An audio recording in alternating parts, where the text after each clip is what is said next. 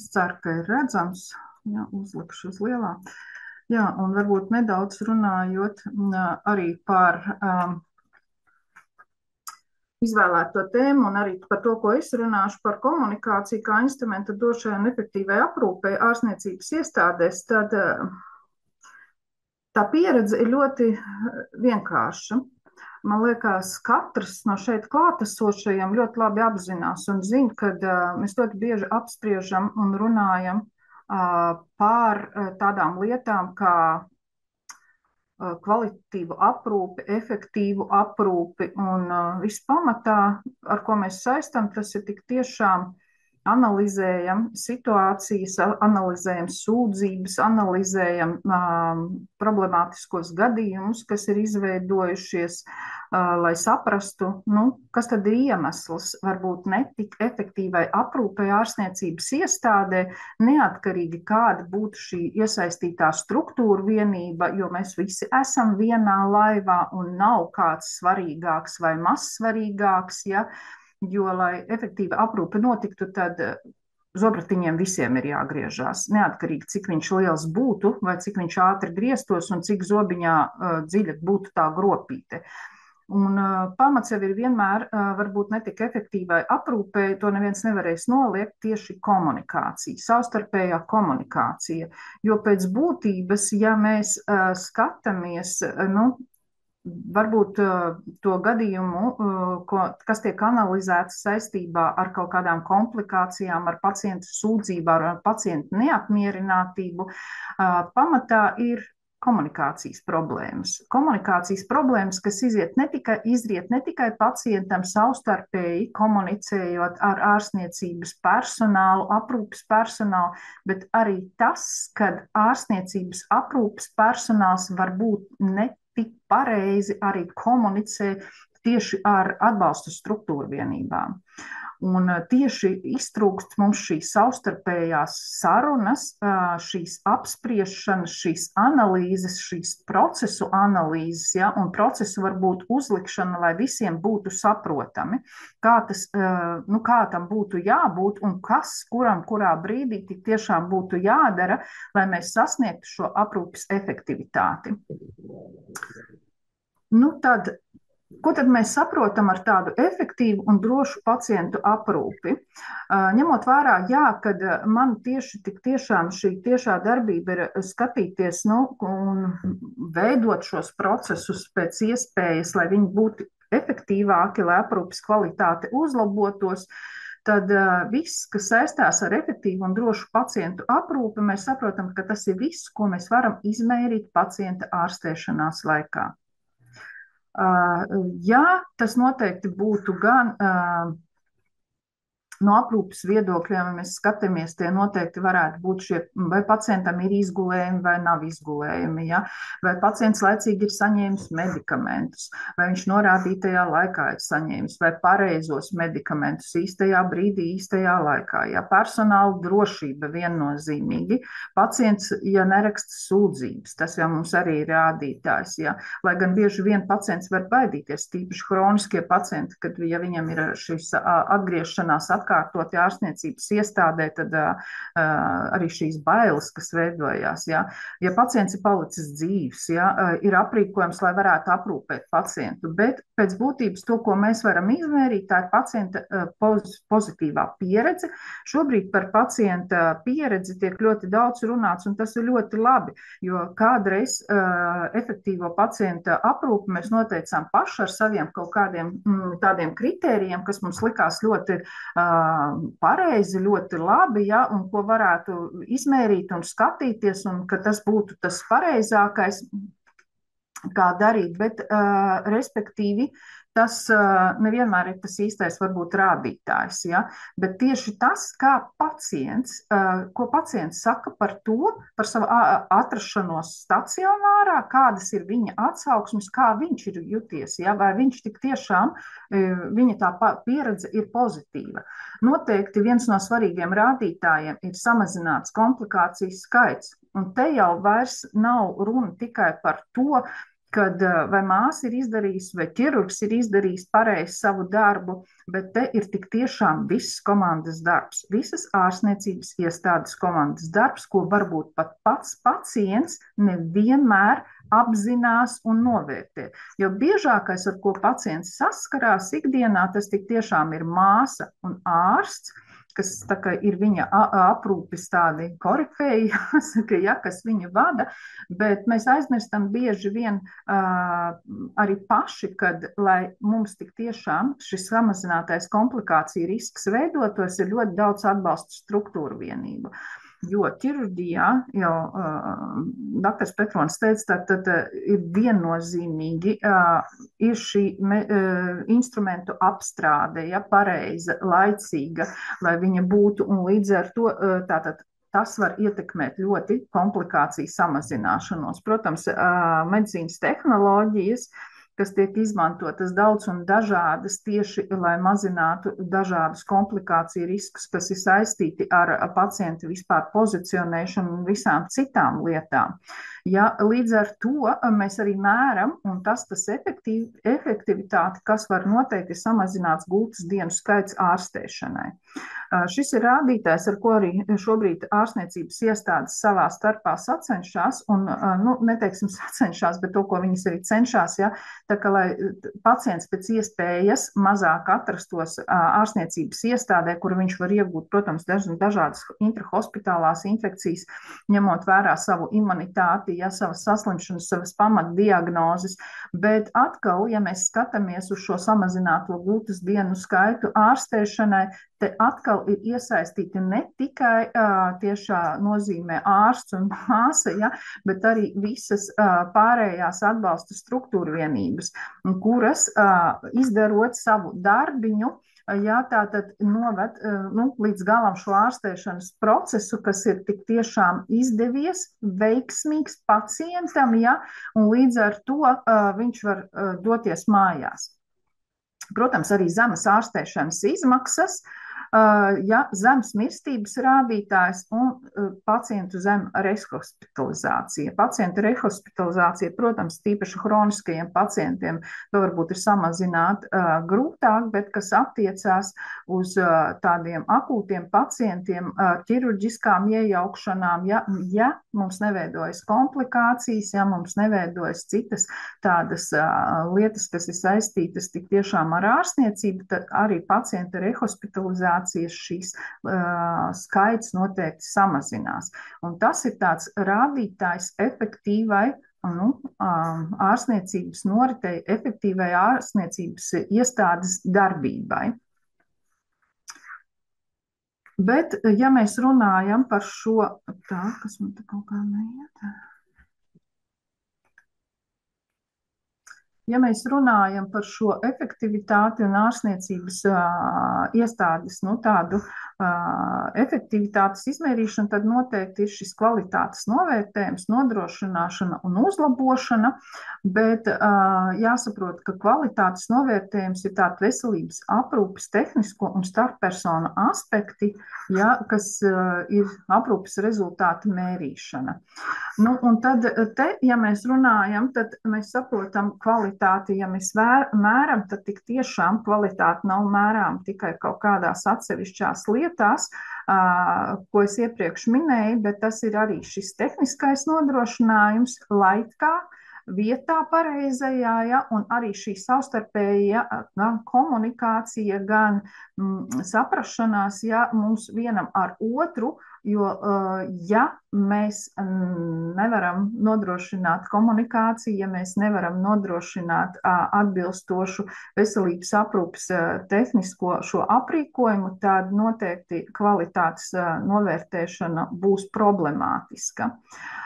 Jā, kvalitātes nodrošināšanai, ja mēs runājam, tad tas ir formāls un sistemātisks tās izstrādāts pasākumu problēmu pārvarēšana, ja, lai identificētu tieši medicīniskās problēmas aprūpes uzdevumu sasniegšanā un veiktu turpmāko uzraudzību.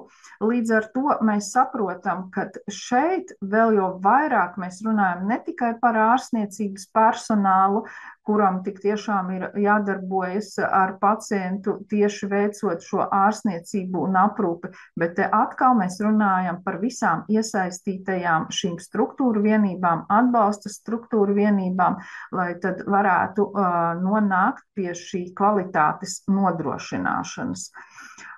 Jā, un tādu, ja kvalitātes nodrošināšana tā tik tiešām arī ietver sevī tādu pilnu darbību un sistēmu ciklu, ja pacienta aprūpes kvalitātes uzturēšanā. Un tad, kad bieži vien kādreiz arī runājot ikdienā, varbūt ar visu personālu slimnīcā un tādu arī ar atbalsta struktūru vienībām, es arī saprotu, ka viņi savā ziņā varbūt ir apdalīti, nu tādi, tā kā nenovērtēti jūtās, ja, jo tad, kad mēs runājam par tādu kvalitātes nodrošināšanu, tad visbiežāk tiek pieminēti ārsti un māsas, ja, un aizmirstot par šo, bet es vienmēr uzskatu, ka mums ļoti svarīgi runāt tieši ar šīm atbalsta struktūru vienībām, jo, ja iedomājoties kaut vai vienu tādu lietu, kad, ja pieņemsim medicīnas ierīču apstrādes nodaļu kaut kāda iemesla dēļ, piemēram, mūsu lielajā austrumu slimnīcā iziet no aprites un nevar strādāt, tad, lai cik mēs būtu profesionāli ārstniecības personas, lai kādi mēs būtu, tad mēs, diemžēl, neko nevarēsim nodrošināt. Tīpaši, ja mēs runājam par ķirurģiskajām šīm manipulācijām, ķirurģiskajām, tātad šīm tehniskajām nepieciešamībām, kas mums ir jāizpild, lai pacientam tātad glābtu dzīvību vai vēl kaut kā citādāk.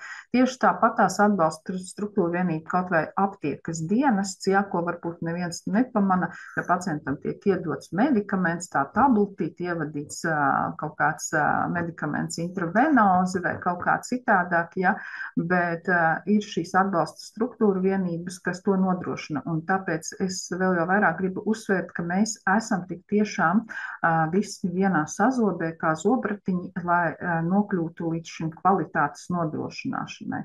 Nu, un ja mēs runājam par kvalitātes uzlabošanu, tad jā, arī te ir nepārtraukti tāda veselības aprūpes pakalpojumu produktu piegādes procesa izpēte, uzlabošana. Un es vēlreiz gribu atkal atgriezties pie tā, ka mums, protams, jārunā ar pacients, ir jāizglīto, bet mums arī savā starpā runājot, un te mēs nonākam tieši pie šīs komunikācijas, jo kvalitātes uzlabošana, strādājot katram atsevišķi kādā no struktūra vienībām, nekomunicējot savā starpā, kvalitātes uzlabošana nekad nevar tikt panākta, jo mums katram liekas, ka mēs esam gan svarīgi, gan tādi nozīmīgi, ja, bet tieši savstarpējā komunikācija ir pamats, lai mēs tad varētu uzlabot un tiekties uz šo efektīvo aprūpi un ārstniecību. Tā. Jā, un tāpēc par šo slaidu runājot, efektīva un kvalitatīva aprūpe sākas tieši ar komunikāciju. Un te, lai kā mēs varbūt mēģinātu kaut kā salikt kaut kādus virknējumus par to, cik mēs esam izcili, cik mēs esam kaut kādus ieguvuši apbalvojumus vai novērtēti tiktu kādā no ārstniecības jomām, specializācijām vai kaut kā citādi, bet pamatā ir tieši šī komunikācija. Komunikācija savstarpēji, ne tikai mēs runājam par komunikāciju ar pacientu, izglītošanu, skaidrošanu, ko bieži vien visbiežāk arī runā veselības aprūpes iestādēs, bet tieši ar savstarpējo. Lūdzu, atvaino, ka pārtraucu, tev slaidi neiet uz priekšu šobrīd. Es tagad nevaru saprast, ko vispār jūs redzat. Es atvainojos. Mēs redzam kvalitātes novērtējums, nodrošināšana un... Jā, jūs vispār redzat savādāk. Labi, tā, es mēģināšu tagad. Un kaut kā viņš... Aizklikšķinu uz nākamo slaidu, vienkārši uz 4. Nē, bet viņš arī, jūs arī neredzat lielu slaidu, ja? Jūs redzat tā kā vēl sānā. Jā, bet šis arī ļoti labi. nav labi tas, kaut kā nav riktīgi. Jo man vairāk ekrāni un man kaut kā laikam ne īstais ekrāns rādās. Ir ļoti labi, piedod lūdzu, ka pārtraucu. Viss kārtībā, labi, ka pateicāt, jā. Jā, tātad runājot par tātad, kā jau es minēju, par šo komunikāciju savstarpējo, tad ir ļoti svarīgi, lai tik tiešām mēs savā starpā sarunātos. Un tā pieredze rāda vienu, kad, ja nav komunikācija, tad mums veidojās visbiežāk dažādas kļūdas, dažādas tādas, es teiktu, pat globālas kļūdas, kad mēs varam nonākt pie kaut kādām tādām arī lietām, kad mums ir jāapstādina pat ārstniecības process. Un tad, es nezinu tagad, kā jums ir, redzat, neredzat. Perfekti, pagājusi priekšu. Jā, un tad runājot par komunikāciju, tad es arī apskatīsies varbūt tādas komunikācijas, it kā mums visiem saprotams, jā, šīs definīcijas dažādas, jā, dažādās valodās, un komunikācija pati par sevi, ko tad viņa nozīmē? Tik tiešām šo saziņu, saprašanos, saskarsmi un to, ko es gribētu uzsvērt, mērķtiecīgu saziņas procesu starp cilvēkiem, savā starpā. Mērķtiecību, kāpēc tieši mērķtiecīgu? Jo komunikācija var, protams, dažāda. Mēs viens otru satiekot varam standarta frāzi pateikt, čau, kā tev iet, ja? Un bieži vien pat nesagaidot atbildi, turpināt savu ceļu, doties uz priekšu, bet medicīnā komunikācija ir jābūt mērķtiecīgai. Un tieši starp cilvēkiem, nevis tikai formālai. Jo ir svarīgi, lai tas ir vesels process, kurā mēs tik tiešām saprotam savu mērķi, kāpēc mēs runājam, ko mēs ar to gribam panākt, kādus uzdevumus mēs gribam dot, jo no tā mēs viens no otra ietekmējamies un no tā būs sagaidāms šis rezultāts. Rezultāts, kas noteikti būs saistīts tieši vai mazāk netieši ar šīm pacienta apmierinātību, ar mūsu pašu rādītājiem, ar mūsu pašu apmierinātību ar savu paveikto darbu.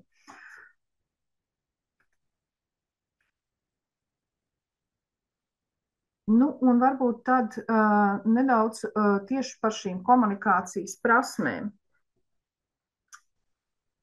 Jā, par komunikācijas prasmēm runājot, tad šai efektīvai komunikācijas mērķis parasti ir pasniegt ziņu tā, lai būtu saprotama, ja, bet saprotam un saņēmējs arī spētu saprast, ko mēs no viņa gribam. Ja, jo šī efektīvā komunikācija pievērš uzmanību ne tikai informācijas nodošanai, bet arī pilnvērtīgai informācijas saprašanai un apstrādei. Un ko es gribu teikt šajā sakarā, kad viss pamatā ir precīzi un saprotami definēt, kad, kur un kam mēs ko sakam.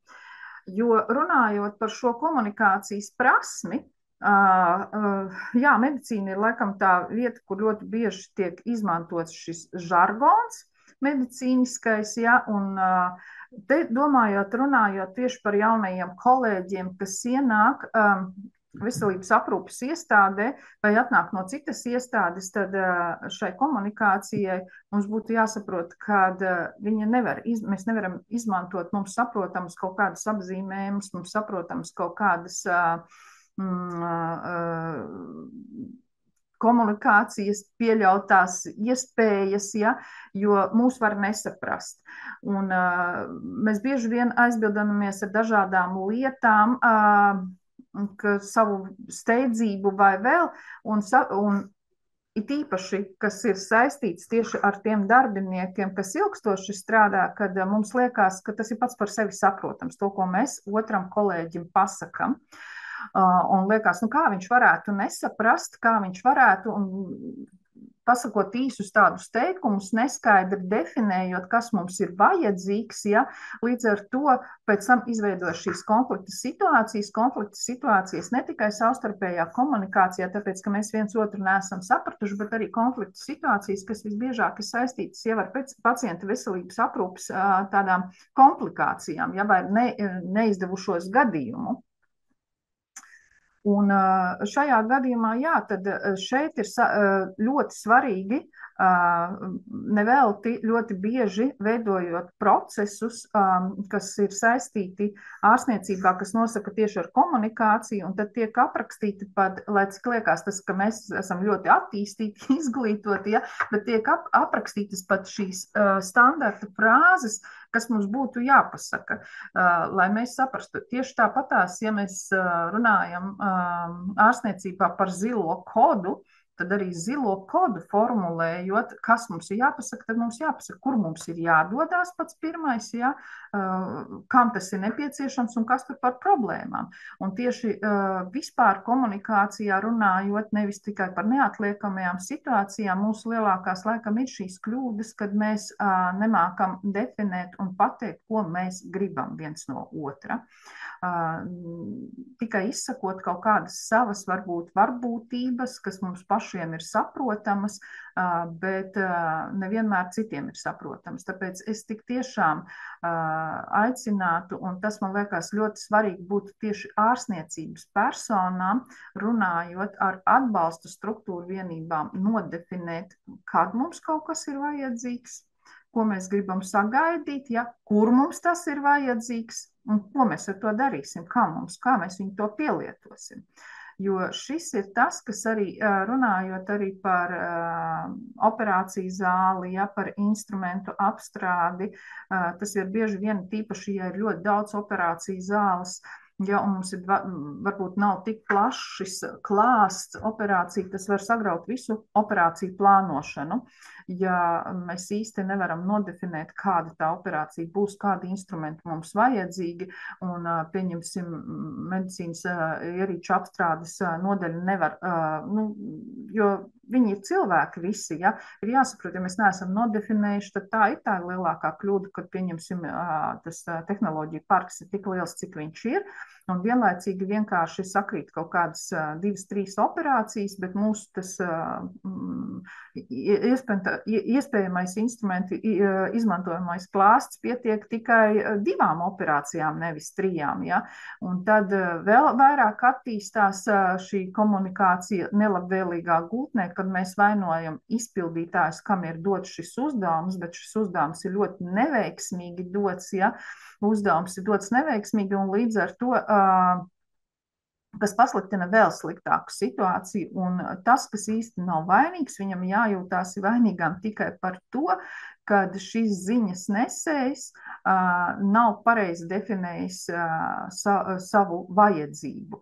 Un komunikācijā tā ir ļoti svarīga lieta, kad savstarpēji mēs sarunājamies, kad mēs apmainamies ar ziņām, viens ar otru runājam, tad nevar būt šis formālais čau, kā tev iet, jā, bet tik tiešām ir ļoti strikti jānosaka šīs lietas, ko mēs gribam, kas mums ir vajadzīgs, kad un kur tas ir vajadzīgs.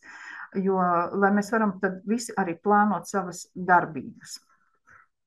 Nu, un tad varbūt nedaudz arī par šīm komunikācijas kļūdām, runājot, kādas tad viņas veidojās, šīs komunikācijas kļūdas, un varbūt tas ir tas no tādas pieredzes personiskās, kas varbūt arī gadiem, kas arī literatūrās bieži vien ir aprakstīts, es tā kā izvēlēsies varbūt parunāt par šīm kļūdām, kādas viņas ir aizbildināšanās ar laika trūkumu. Medicīnā šis ir viens no tipiskākajiem tādiem saukļiem, ka mūs ir maz, mūs ir tik, cik ir, un laika nav. Runā ātri, ko tu gribi.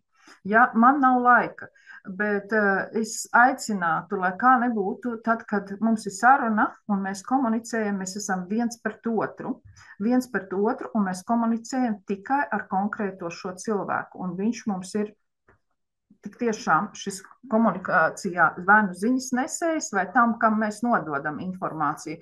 Un šajā brīdī aizbildināšanās ar laika trūkumu nekādīgi nav iespējama. Vai tā būtu ārstniecība, vai tā būtu medicīnas ierīču apstrādes daļa, vienalga, jebkurā gadījumā mēs nonāksim līdz kļūdām, kas var pat maksāt pacienta dzīvību. Un tāpēc šī aizbildināšanās ar laika trūkumu mums ir jāatrod, vai nu jāveido resursi tik tiešām, kas pieņem šos instrumentus. Tad cilvēks, kas dodās, tad viņam ir nodot šos instrumentus, viņam ir arī jābūt pietiekamam laikam, viņš nevar vienkārši skriet un kaut ko atzīmēt. Valodas barjeras, kas veidojās, un te es domāju ne tikai šīs valodas barjeras, tāpēc, ka mēs runātu par tagad, kad kāds svešvalodā runā, kuru mēs nesaprotam, bet par to, kā mēs runājam. Šis ir tas žargons, ko mēs varbūt izmantojam, kas mums kādam liekas, ka tas ir pats par sevi saprotams, bet pretī ir cilvēks, kas varbūt strādā pirmo dienu, un viņš nesaprot, ko mēs gribam pateikt. Un viena no tādām lietām, kad mēs neviens negribam justies muļķi, un mums tā lielākā kļūda, tad, kad mēs kādreiz kaut ko nesaprotam, tad mēs ar galvu mājam un sakam, jā, ka mēs esam kaut ko sapratuši. Ja ir šī komunikācija un tas ziņas devējs, nesējs ir neskaidri formulējis, tad nav jākautrējas pārprasīt. Es vienmēr cienu cilvēkus, ja arī es runāju un saku, kas pārprasa un norāda, ka es esmu kaut ko nepareizi, nesaprotamu pateikusi, jo tas ir normāli. Tas ir normāli, kad lai mēs saprotam, ko mums saka. Ja, un tāpēc līdz ar to domājot par šo valodas barjeru, tad mūsu tā galvenā ir problēma piedomāt tik tiešām, kā mēs runājam, kā mēs savstarpēji komunicējam, kā mēs viens otram to informāciju nododam un kas tajā informācijā ir iekļauts. Strīdēšanās tad, kas bieži vien ir tieši laika aizbildināšanās trūkums vai vēl kaut kas, ja, kad mēs arī tad, kad mēs analizējam gadījumus, kas ir neveiksmīgi izdevušies, mēs viens otru sākam strīdēties, kurš ir bijis vainīgs, meklēt vainīgos, viens otram norādīt kaut kādas lietas. Šis ir vissliktākais scenārijs, kā vispār komunikācija var attīstīties un kā mēs varam nonākt līdz efektīvai aprūpei. Strīdēšanās ir pilnīgi izslēgta. Mēs saprotam, ka ir kaut kur notikusi kļūda, nav jāstrīdās par to, kas ir bijis. Nav jāstrīdās par to, kas ir neizdevies. Ir jāsēžās un jāsāk savā starpā runāt, lai to novērstu. Jo nevar izmainīt to, kas jau ir noticis. Tas vairs nav izmaināms. Ir noticis fakts, bet tas, kas mums ir jādara, mums savstarpēji ir jārunā, jāsazīmē procesi, jāsaprot, ko izdarīt, lai šīs kļūdas vairāk neveidotos. Tad ir viena tāda ļoti svarīga lieta, kas ir savstarpēji mums sarunājoties, interpretēšana nevietā. Tad, kad mēs sākam ļoti daudz kaut ko runāt, un tad pa vidu mums nododot informāciju, mēs sākam kaut ko interpretēt, un kā mums tur kaut ko bijis, un mēs novēršamies no galvenās lietas, kas mums ir jāpasaka. Tās informācijas ir tik daudz, ka tajā visā pazūd tas svarīgais, kam ir jābūt tur jāparādās. Ka mēs kaut ko sākam, kā mums tur bija, vot es tev tur tagad tur to, man vajadzētu to, bet zin, kā man tur tā bija tajā reizītē, ja, ka tikai atkal kaut kā nesanāk vai vēl kaut kas, ja, šādas kaut kādas nevajadzīgas apspriešanas un interpretēšanas ne pa tēmu. Tad viena no lietām ir noliekšana un ignorēšana. Ja mums kaut ko prasa vai vēl kaut ko, mēs izliekamies, ka mēs nedzirdam, vai mēs tas pats galvas mājiens, ja ko nevar saprast, vai vispār mums liekas, ko viņš tur atnāca, ko viņš nesaprot. Es tak viņam pateicu, kas viņam nav skaidrs, ja? Un es vispār šādiem muļķīgiem jautājumiem neatbildu. Tas ir vēl sliktāk, ja, jo mēs saprotam, ka katra mūsu šī neveiksmīgā savstarpējā saruna, dialoga neattīstīšana var novest pie tik tiešām tādām smagām sekām, kas rezultēsies gan pacientam, gan mums pašiem, gan ārstniecības iestādē noteikti ļoti slikti. Tad runājot arī par tādu lietu kā aizsardzības pozīcija. Ja arī mums ir sarunas, savstarpēji sarunājoties, notikusi šī kaut kāda problēma, mums ir kaut kāds negadījums ar nevēlamām sekām, tad noteikti nevajadzētu darīt to, ko aizsardzības pozīcija. Es tur vispār neko nezinu. Un šis ir ļoti bieži arī tāds neveiksmīgs tāda situācijas eskalēšana, kad katrs ieņem savu aizsardzības pozīciju un nevēlās tālāk risināt notikumus, lai mēs nonāktu līdz kaut kādam pozitīvam slēdzienam, ja? Lai līdz kaut kādam pozitīvam iznākumam, bet mēs katrs cenšamies iestāties aizsardzības pozīcijā, kad kaut ko mēs neesam varbūt izdarījuši, bet ne mēs, bet varbūt kāds cits, ja, un tādā veidā pat nemēģinot risināt un saprast, kā tad ir izveidojusies šī problēma. Tad ir nākamais tāds arī, kas ir tāds kā mierināšana. Un tad gan, ja mēs runājam veselības aprūpē, es parasti arī saku, ka nevar pacients arī māsām runājot, ja, ka šī mierināšana, tas ir tas sliktākais, ko var izmantot. Jūs tikai nesatraucieties, viss būs labi. Un tieši tāpatās vienalga, vai mēs par kaut ko runātu, vai tas būtu pacients, vai tas būtu kolēģis, vai tu tikai nesatraucies, gan jau būs labi, ja. Ja mums ir kaut kas arī varbūt neizdevies, vai mums ir kaut kāds laika trūkums, lai mēs paveiktu kaut kādas darbības, tad šī mierināšana, tas ir tāds slikts, jo tas parasti vēl vairāk uzdzen stresu, gan tam, kas varbūt jau tā ir, ja tāds satraucies, kad varbūt viņš arī savas kaut kādas neizdarības dēļ kaut ko nav izdarījis vai vēl, ja, jo šis mierināšana ir pilnīgi nevajadzīga, ja, kā saka, mēs varam tur visādi citādi rīkoties, bet mierināšana nav vajadzīga. Tad, ja mēs gribam kolēģi pēc kaut kāda tāda negatīvas komunikācijas, varbūt, kad viens ar otru ir ļoti asabīšu vārdu apmaiņa, mēs varam apmainīties, bet lietišķi nododot ziņu un saprotot, kas ir jāizdara, tad tāda mierināšana noteikti nav tas pareizākais un tāds pareizākais komunikācijas veids vai informācijas nodošana, kad mēs sakam, tu tikai nesatraucies, jā, mums tur tūlītās jau kaut ko vajag, es saprotu, ka tev nav, bet tu tikai nesatraucies, ja? Jo tas ir pilnīgi nevajadzīgs. Pārlieku liekas uzslavas, kad mēs arī sakam viens otram. Kāpēc es ar to gribu pateikt? Paldies pateikšana, tā ir normāla situācija. Viņai ir tādai jābūt, un ar to mums diena būtu jāiesāk un diena jāpapēc. Un mēs noteikti medicīnā par maz sakam paldies. Ja?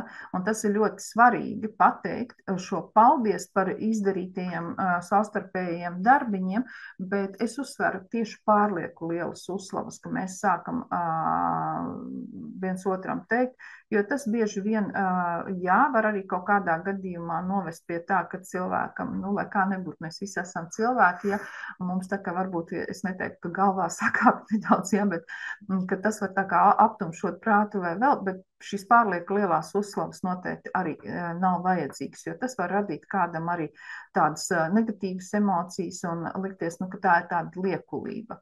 Personiskās pieredzes un viedokļu paušana komunikācijā, šī ir arī viena tāda no lielām kļūdām, kad mēs sākam runāt, bet mums ir vajadzīga lietišķa saruna, lai mēs nonāktu līdz kaut kādam secinājumam, nevis runājot un stāstot par personisko pieredzi, par savu viedokli paužot, kas varbūt ir tajā brīdī nevietā.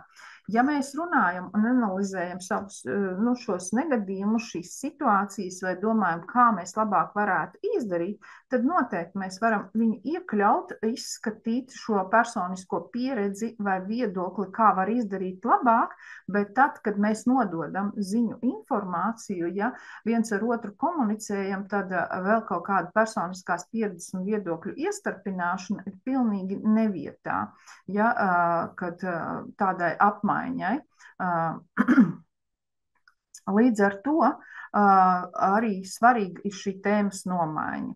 Ja mums ir jānodot informācija, jāizrunājas savā starpā, jāpārunā, tad noteikti svarīgi būtu tas, kad mēs arī nemainam tēmu, ka mēs nesākam par kaut ko citu runāt. Kāpēc es par to saku? Ir tīpaši nepamatoti, jo bieži vien izstāstot, kas mums ir nepieciešams, un tā informācijas apjoms var būt tāds gan lielāks, un tad, kad jā, mēs pa vidu vēl gribam kaut ko pateikt, kaut kādus viedokļus iestarpināt, tad tēmu nomainīt, paga, bet vispār ir vēl kaut kas cits, ziniet, ja, mums tur vispār ir kaut kas tāds noticis, ja, tas ir pilnīgi nevajadzīga lieta, kas novērš mūs no galvenā mērķa, ko mums arī no tās ziņas, kas mums arī ir tam ziņas saņēmējam jāsniedz un jāaiznes. Personiskās vērtības un gaidas, tas ir tas arī bieži vien tāds liels komunikācijas varbūt tāds jautājums. Mums katram ir savas personiskās vērtības, mums katram ir savas gaidas. Un tad gan ziņas nesējam, gan ziņas saņēmējam. Un šis ir tas, varbūt, ar ko mums katram ir jātiek galā, jo jau, kā es teicu, mēs visi esam vienā laivā, un tad, kad mēs uz otru skatāmies un savas kaut kādas personiskās vietas, nu, ko tad viņš man te var pateikt, ja, ko viņš man te var, vai ko tad es viņam tur pateikšu, viņš jau tur tāds, ja, galīgi, ja, nu, es te nesagaidīju to, ko es gribēju. Šī ir tāda lieta, nu, nevelti ir tas latviešu teiciens, ka nemēri vīru pēc cepures, ja, tas, kas šīs savas personiskās kaut kādas ambīciju apstiprināšanu tikai vizualizējot kaut ko, ja, vai sagaidot, ka mums tur, nezinu, būs, kā saka, sarkanais paklājs, tas noteikti arī nav tas, uz ko mums vajadzētu tiekties. Personības īpatnības, un šī ir viena tāda ļoti svarīga lieta, par ko es gribētu teikt, ka runājot un savstarpēju informāciju nododot, kas ir jāņem vērā, un te jau vairs nav stāsts par žargoniem, ko mēs medicīnas valodā varbūt kaut ko runājam un kaut ko iestarpinām vai vēl, bet tieši šīs personības īpatnības mums katram ir atšķirīgas un savādākas, ja. Un te ir tad, jā, tas var radīt tādas tik tiešām arī nesaprašanās, novest pie lielām kļūdām, kas var izveidoties, bet ar personības īpatnībām ir tā, ka viņas mums ir, un īsti pateikt, kad atnākot uz darbu, nolikt viņas plauktiņā tur kaut kur, ka viņas tur stāvēs, un tagad visu dienu, kamēr darba diena beigsies, ka viņas nenāks ar mani kopā, to īsti nevar. Jā, protams, tas ir tāds, varbūt, pie kā mēs katrs strādājam, ar ko mēs katrs cenšamies kaut kā tikt galā ar šīm personības īpatnībām, bet ja, tādā saskarsmē runājot, tas ir viens no tādiem lieliem klupšanas akmeņiem, kad mēs katrs kaut kā ievērtējam savu. Bet te es gribētu teikt, runājot par personības īpatnībām, vērsties tieši vairāk uz vadītājiem, jo vadītājs ir tas, kas cilvēku novērtē, un viņš redz viņa katra darbinieka šīs personības īpatnības. Un tad, kad mēs runājam par tādu uzdevumu sadali, par funkciju sadali, tad noteikti arī šīs personības īpatnības cilvēka ir jāņem vērā, un tad attiecīgi arī deleģēt viņam uzdevumus, kur varbūt mazāk būs pamanāmas šīs personības īpatnības.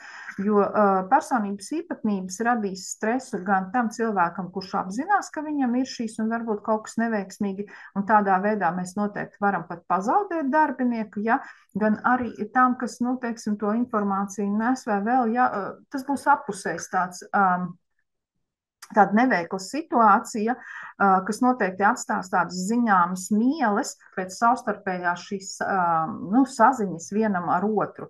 Un tāpēc es saku, jā, ka te mēs par šo skatāmies par šīm personības īpatnībām, tad tas ir vadītāja galvenais uzdevums novērtēt savus darbiniekus, saprast viņu komunikācijas spējas, viņu uzvedības spējas, ja, viņu saskarsmes spējas, kas veidojās, un tad arī no tā deleģēt šos pareizos, varbūt tādus piemērotākos uzdevumus, lai arī tad kopumā šo procesu tā kā izlīdzinātu un atrisinātu.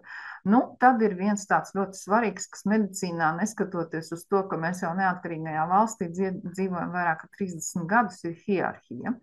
Un šis par šo man ļoti tāds savs viedoklis, arī runājot arī ar māsām, kad runājot par viņu autonomiju, tad šī hierarhija ir viens no tādiem ļoti svarīgiem, es teiktu, tādiem aspektiem, jo hierarhiju varētu dažādi traktēt, kā tas var izpausties. Tad, kad kaut vai tāds kad ārstniecība bieži vien sevi tā kā paceļ nedaudz augstāk un paši noniecina savu komandu, šos atbalsta struktūru vienības, un tas nekad nevarēs veidot pozitīvu tādu saskarsmi un komunikāciju. Un tas ir jāsaprot visiem. Es vēlreiz saku, mēs esam visi vienādi. Te nav svarīgāka vai mazsvarīgāka struktūra vienība ārstniecības iestādē un hierarhija. Komunikācijā, es saku vienmēr, šie laiki ir sen beigušies. Mēs visi esam nozīmīgi un svarīgi. Un nevar teikt, ka zini savu vietu, ja, jo tu esi tikai tas, kas kaut ko izpilda. Šis ir vienkārši nepieļaujams fakts, kas var notikties. Un es gribu teikt, ka jā, bet Gundar, tā tas ir. Un es esmu par to pilnīgi pārliecināta, un man šis ir viss sāpīgākais, jo es nevelti teicu, ka mēs vairāk kā 30 gadus neatkarīgā valstī tātad dzīvojam ar izmainītu domāšanu, kad mēs mēģinam sagraust šo postpadomju domāšanu, kad bija vieni, kas mums tikai deva uzdevumus, un otri, kuriem nebija jādomā. Es pat teiktu, nebija jādomā, bet bija jāizpilda. Jāizpilda šīs lietas, tad šis laiks ir beidzies. Ja? Šis laiks ir beidzies, un šī hierarhija ir pilnīgi nevajadzīga.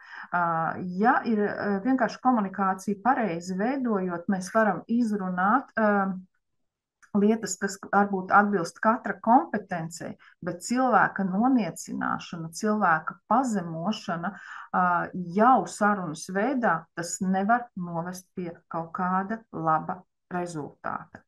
Kolektīvā iestādē, kur viens otru neciena, kur valda hierarhija, nevarēs attīstīties kvalitatīvs ārstniecības process.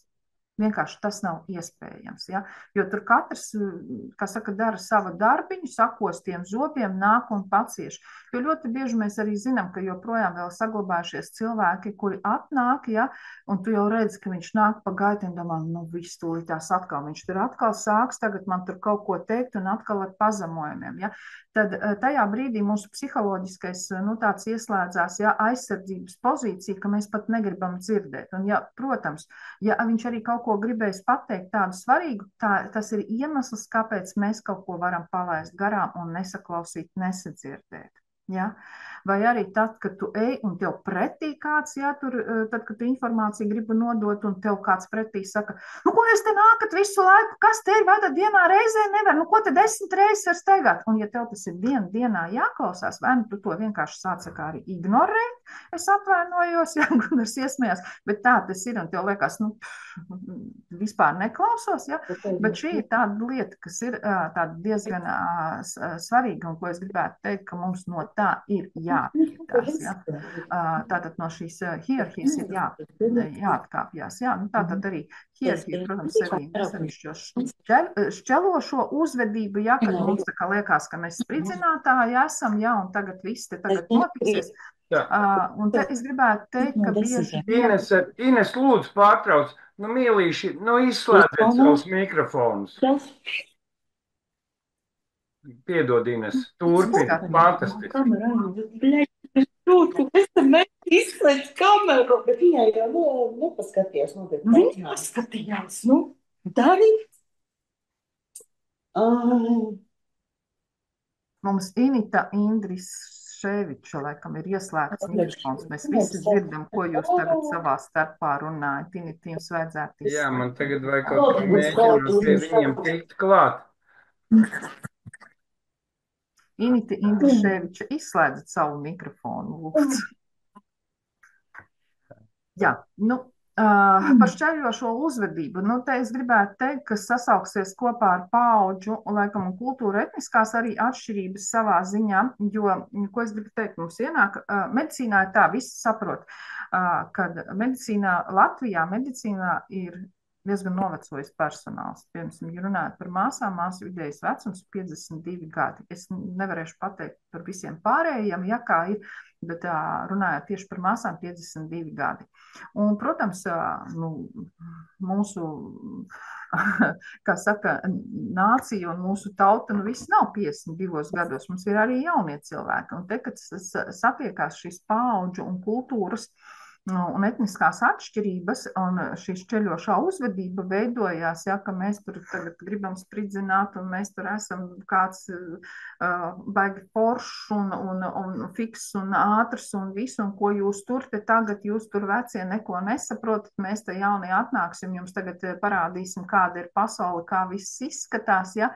Tad šīs ir arī tās lietas, kad mēs veidojam šo komunikāciju, kas noved atkal līdz kaut kādai konfliktu situācijai, līdz pilnīgi nelabvēlīgai tādai sliktai situācijai, kas nepie kā laba nevar novest, kas atkal būs tā, kad mēs iesprūdīsim kaut kādā strupceļā un mums neveidosies tas dialogs, ja, kam būtu jāveidojās, lai varētu attīstīties un tālāk arī nodrošināt šo aprūpi.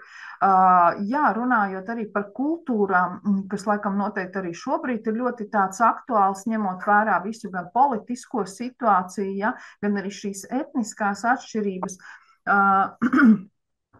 Jo, ko es gribu pateikt, kad par šīm kultūrām un etniskajām arī medicīnā ienāk, laikam agrākos laikos tik tiešām mēs neredzējām, pieņemsim, cilvēkus, kas bija varbūt citādā apģērbā, ja mums ir noteikts, ka pieņemsim, nu jā, kad nevarēs katrs tur izpausties un varbūt galīgi nezin, kā darīt, bet šīs ir tās lietas, kas mums ir jāpieņem, ja mēs runājam par transkulturālu aprūpi visu, un tad nevar būt tā, ka mēs cilvēks atnāk un viņš varbūt citādāk ir kaut kāda galvasāga vai citādāk viņš izskatās, un ka mēs pievēršam un, kā saka, mutītes ieplētuši skatāmies uz to, kā viņš izskatās, bet nevis klausamies to, ko viņš runā.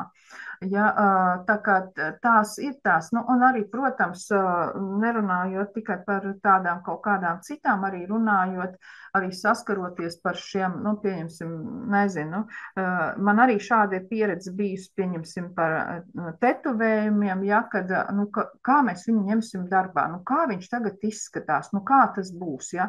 Arī man, pieņemsim, darba intervijās ar piercingiem cilvēki, kas ir ar tetuvējumiem un kas pretendē uz darbu intensīvajā terapijā.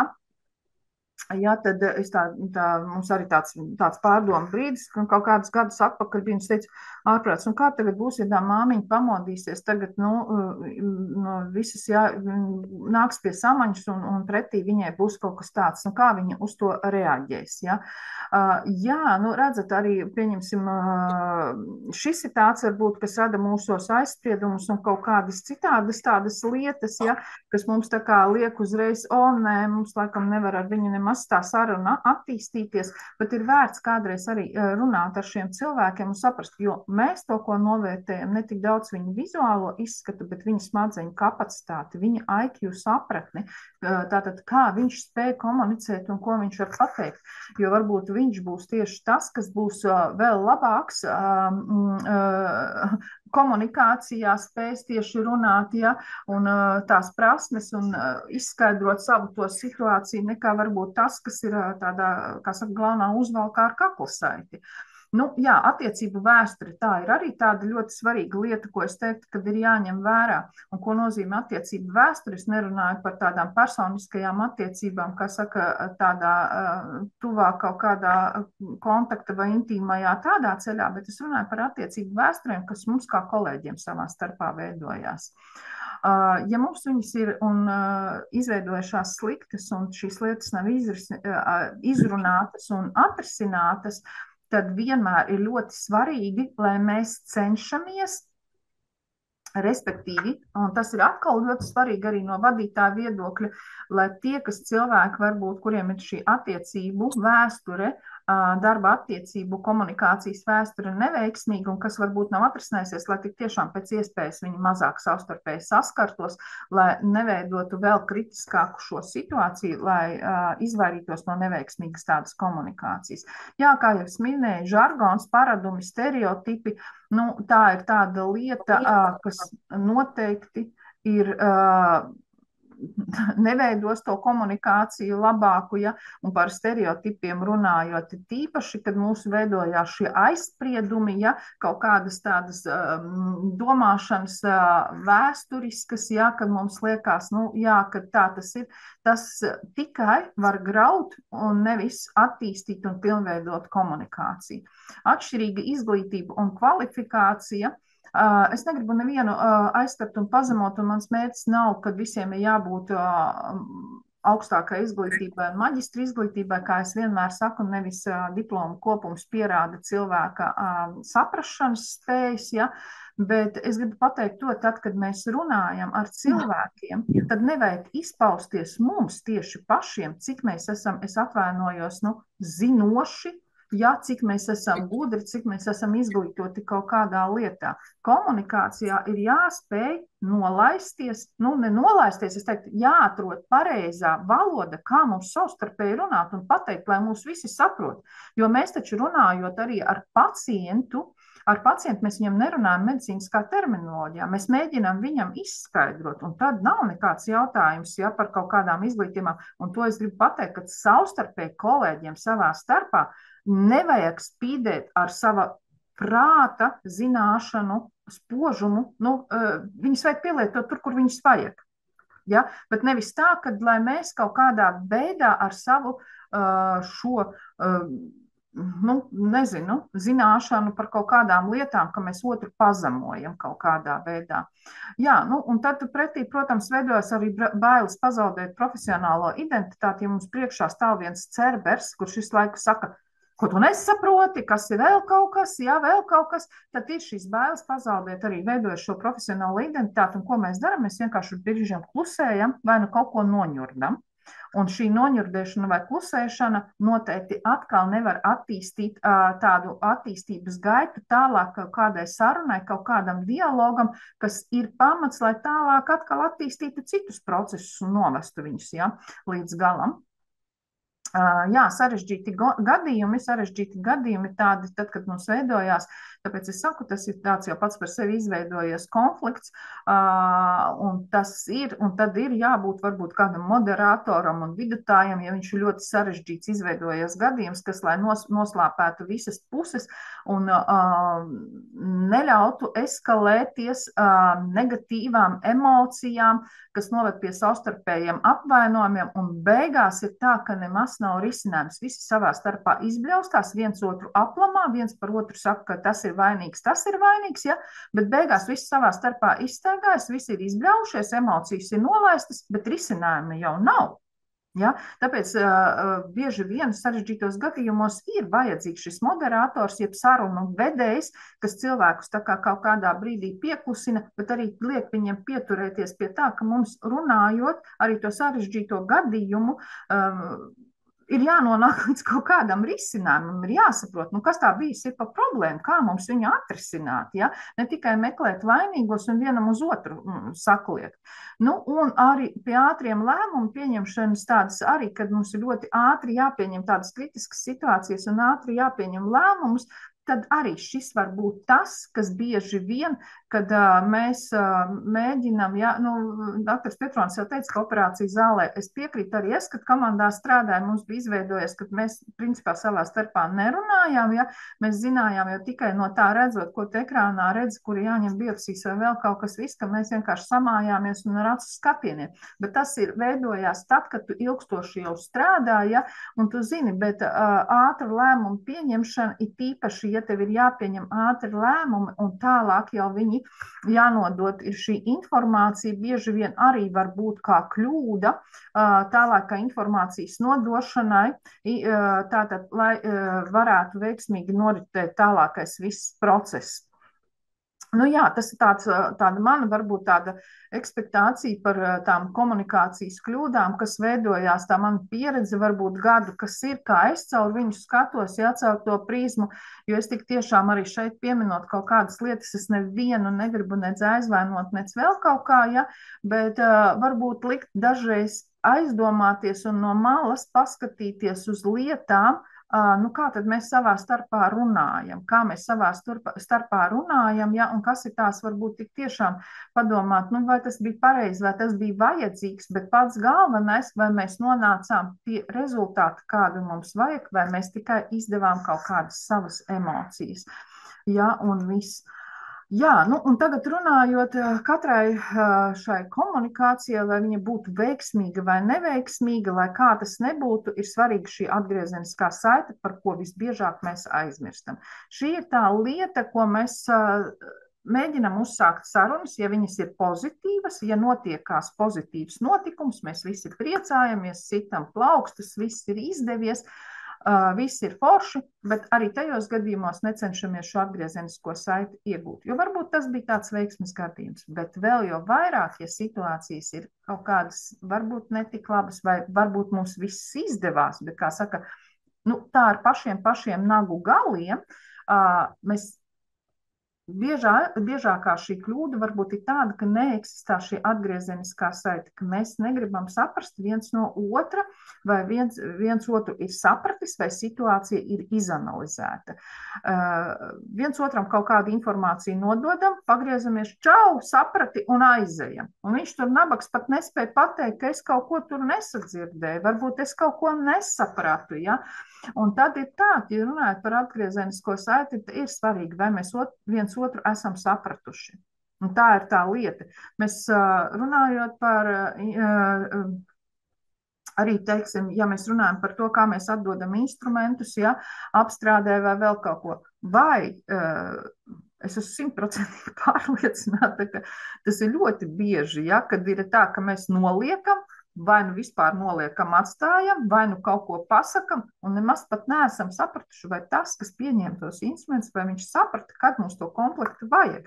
It kā papīros ir ierakstīts, ja, bet šis ir tas, bet pēc tam būs tā situācija, kad mēs bļausim, cik ir, pulkstens, operācija, pacients pusstundu jau uz galda, halo, visas operācijas jāceļ, ja, bet vai mēs sapratām viens otru, kad tas ir vajadzīgs, ir tīpaši, kad runājam, piemēram, mums arī tāpat diennakts režīmā strādā, nu, cik tad ātri, cik tas ir vajadzīgs, ja? Varbūt kaut kas ir noplīsis, varbūt vēl kaut kas, ja? Šī ir tā, nu, šī atgriezeniskā saite, jebkurā gadījumā, vai mums ir pozitīvs vai negatīvs notikums, ja mēs informāciju nododam, tad viņai ir jābūt šai analīzē, ja? Noteikti tā tad ir šīs, kādas ir bijušas mūsu kļūdas. Nu, mums labi viss izdevās, līdz ar nagu galiem, vai neizdevās, ja? Un šī ir tā atgriezeniskā saite, nevis tāpēc, ka, kā es teicu, ka mēs izbraustamies, bet mēs apsēžamies un izrunājam pie viena galda. Nu, kas bija? Nu, nav, nu, varbūt viena puse, otra puse, nu, nebļauj viens uz otru. No tā nekas nemainīsies. Pienāks nākošā reize un atkal būs tas pats. Nu, apsēžamies un saprotam. Nu, kā tad ir tas process jāizdara, lai nākošais nebūtu? Varbūt vēl kāds ir jāiesaist, varbūt vēl kaut kas cits ir jāizdara, ja? Lai mums neveidotos šīs kļūdas. Nu, un, protams, jā, ja, ko tad mēs varam darīt, lai kļūdas neatkārtotas? Vai tie ir resursi, kas mums trūkst, cilvēku resursi? Nu, tad saprotam, kā mēs to varam pierādīt un pateikt, ka tie ir cilvēku resursi. Varbūt tās ir finanses, lai tāpēc nodrošinātu tehnoloģiju, jo mēs nevaram, mums ir vecas iekārtas, mēs vienkārši to fiziski nevaram izdarīt. Ja? Vai mums vispār ir, pieņemsim, tehnoloģija parks ir tāds, kāds viņš ir no instrumentāriem. Ja? Tā, es atvainojos, ja ir 2 operācijas zāles, tagad tā visi iesmiesies par mani, bet vienkārši elementāra lieta, ja 2 operācijas zāles ir, bet ir tikai viens galds, ja? Tad mēs viņu varam stumdīt no vienas zāles uz otru, bet tas situācija pēc būtības neatrisinās. Ja, ja man ir nodaļā 2 pacienti, bet viena gulta un 2 palātas, tieši tas pats, tas neko neatrisinās. Ja man ir 20 pacienti, bet viena māsa, un vienai māsai vajadzētu 8-10 pacientus aprūpēt, tad tas nenozīmē, ka notiksies viss ļoti labi, viņi izdarīs lietas, bet tas nebūs tas, ko mēs sagaidām, būs kaut kādas kļūdas. Ja? Un šīs ir tās vairākas lietas, nu, kas mums ir jāsaprot, nu, jāatrod šis kaut kāds risinājums. Ja?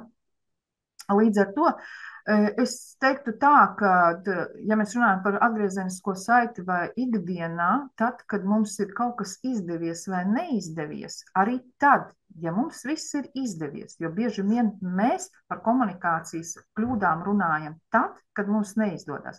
Es vienmēr sev aicinu, nu visiem tā kā un sev es prasu, vai mana komunikācija, vai mūsu komunikācija ir pietiekami laba.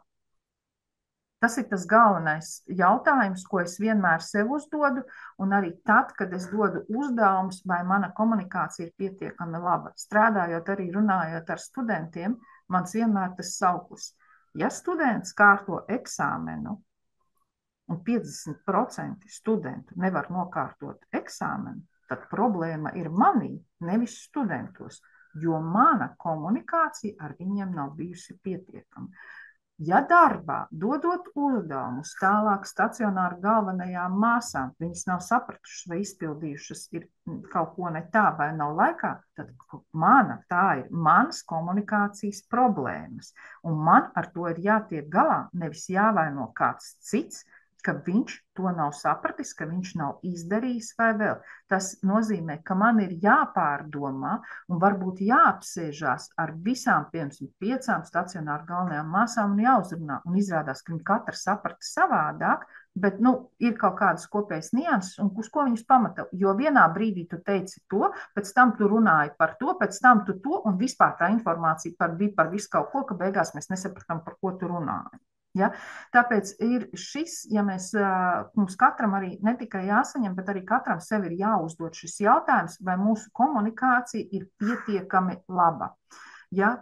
Tā kā, es nezinu, protams, varbūt cik labi es izstāstīju par to komunikāciju no savas tādas personiskās pieredzes, bet es tik tiešām gribu teikt paldies par šo iespēju dalīties, būt kopā ar jums, un es gribu teikt, jā, tikai sadarbojoties kopā, mēs varam radīt kvalitatīvu veselības aprūpi, un vēlreiz atgādināšu, ka nav mazsvarīgi struktūra vienības, nav mazsvarīgi cilvēki. Veselības aprūpes ārstniecības iestādēs mēs visi esam vienotā, lielā tādā sazobē, un katrs šis zobartiņš ir svarīgs. Bet galvenais, kas mums ir jādara, mums savā starpā ir jāsarunājās. Tā kā paldies!